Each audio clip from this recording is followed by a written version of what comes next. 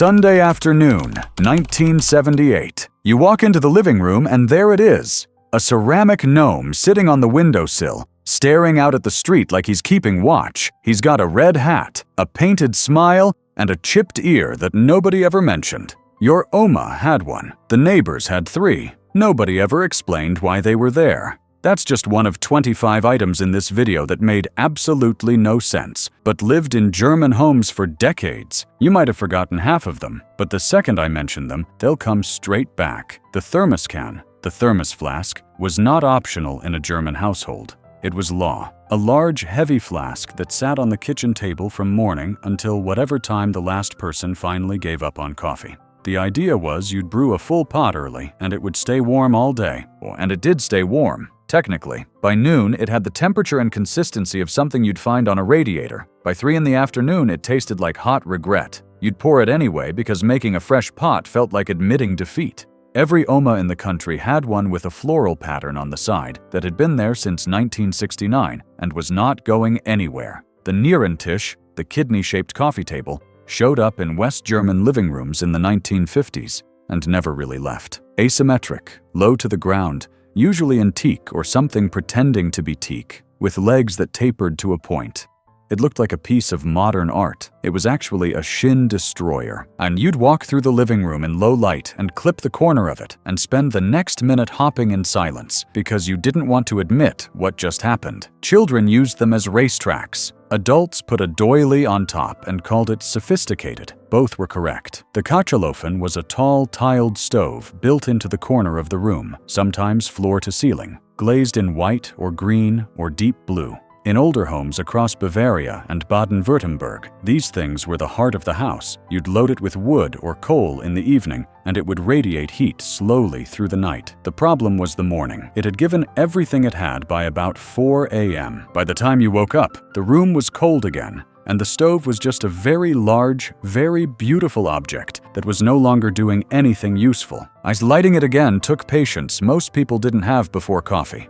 The Deckenschiene mit Lamellen, the ceiling track with hanging strips of wood or plastic, was the German answer to room dividers. You'd see them in open-plan flats built in the late 1960s and 70s, separating the dining area from the sitting area with long dangling rows of thin wooden sticks or amber-colored plastic. They caught everything: dust, cooking smells, the sleeve of your jumper as you walked through. They never fully divided anything. Sound traveled straight through. Light traveled straight through. What they actually did was collect grease from the kitchen and rattle slightly whenever someone opened a window. The photoeka was a corner of the living room, sometimes an entire wall, dedicated entirely to framed photographs, school portraits, wedding pictures, a slightly blurry photo of someone standing in front of the Zugspitze, a black and white image of grandparents you never met, looking serious in formal clothes. Every frame was different. Every frame was slightly crooked. Straightening, one knocked the next one sideways.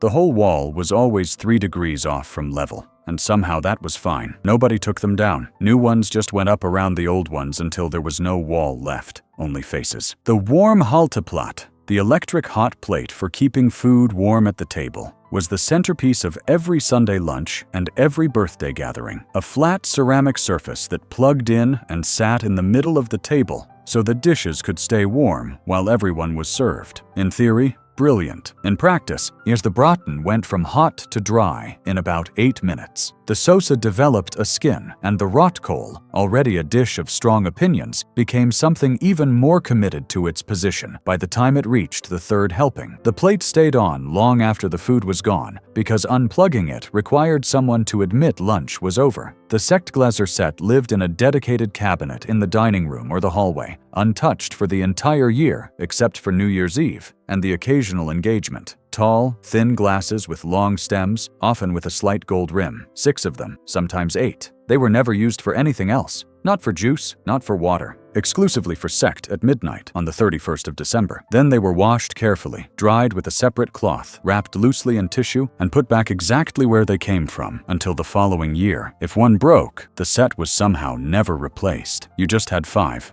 The Rolladengurt was the fabric strap on the wall beside every window, connected to the rolling shutters on the outside. You'd pull it to wind the shutters up or down, and the whole system lived on a spring-loaded reel built into the wall. When the strap frayed, and it always frayed, Pulling it too hard sent the whole thing snapping upwards and either jammed the shutter halfway or slapped you across the hand with the buckle end. Every house had at least one shutter that stuck at a 45-degree angle for months before anyone called someone to fix it. The broken ones always faced the street. As the house of Patak was a cabinet in the bathroom or hallway stocked with medications that nobody had used recently, but nobody was throwing away either. Aspirin from 1991.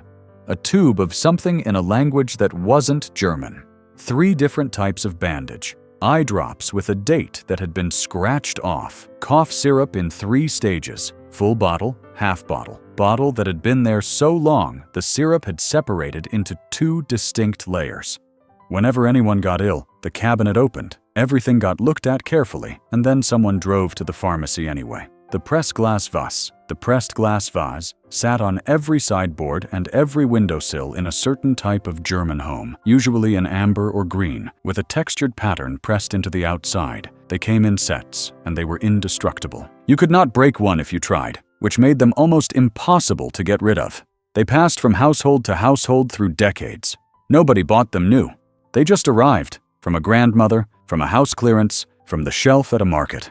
There was always a single dried flower in one of them, completely colorless, that had been there since a season nobody could remember. The Fressnapf für Besuch, the guest bowl, was a ceramic or glass dish set out whenever company was coming, filled with Salzstangen, mixed nuts, or those little square crackers that only appeared in the presence of visitors. It sat on the coffee table, perfectly arranged. Nobody touched it until the host offered it, and even then people took one item at a time and placed it carefully on a napkin. If children were present, the bowl was moved. And children and the guest bowl could not occupy the same space. The contents were always slightly stale because the bowl had been refilled from a bag that was itself already open for some time. The clap sofa was a fold-out couch that lived in the smallest room of the house, the study, the sewing room, the room that didn't have a clear purpose.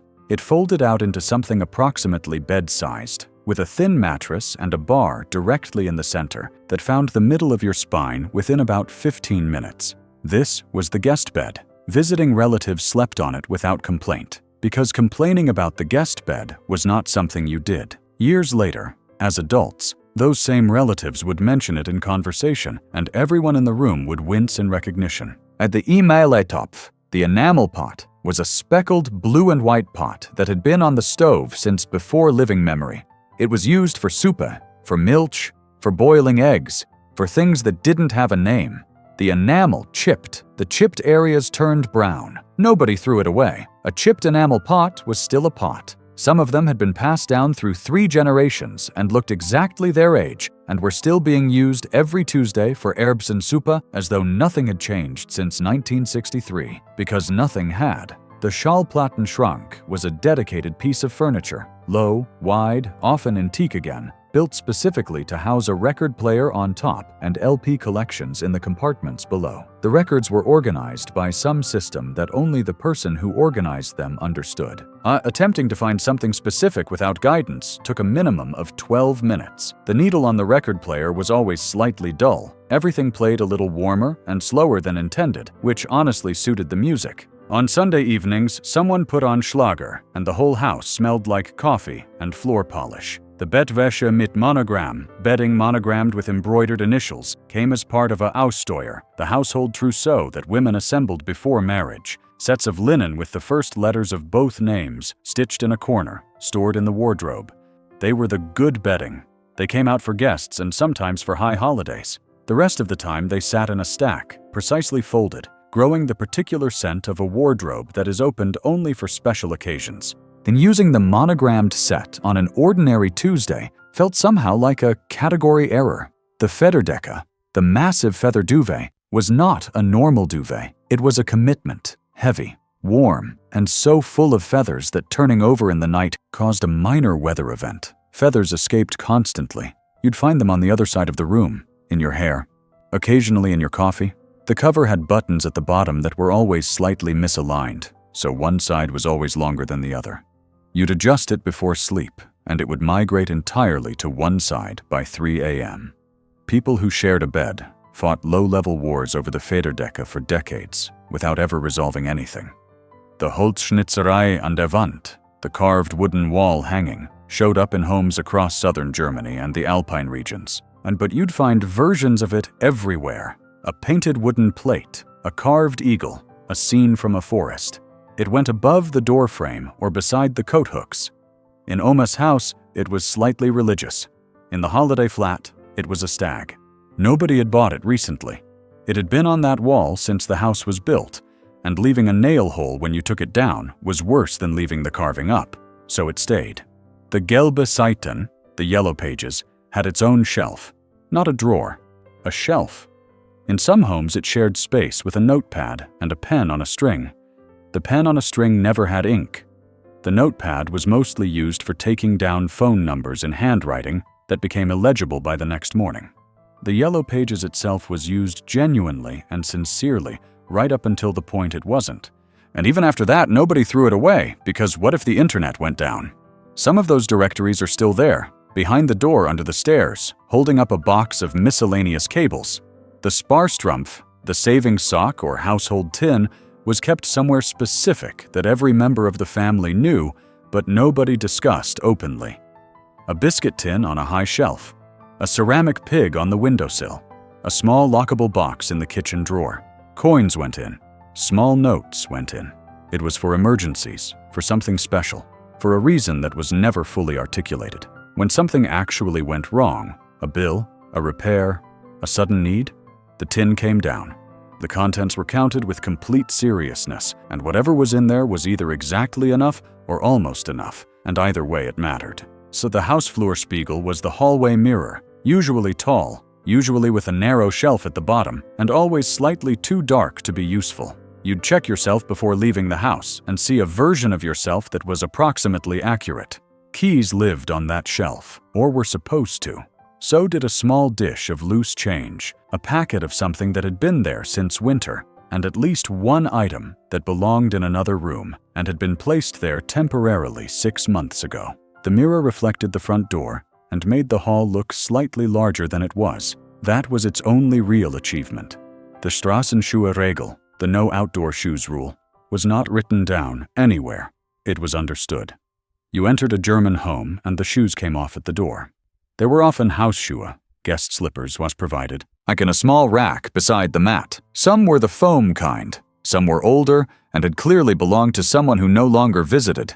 You put them on regardless. Refusing the guest slippers was a social event that required more confidence than most people had. The rule was consistent, firm, and applied to everyone, including people who had only stopped by for 2 minutes. The Wäscheständer, the drying rack, lived in the bathroom, or the bedroom, or the corner of whatever room had the most floor space that week. A folding wooden or metal frame hung with clothes that were in a permanent state of almost dry.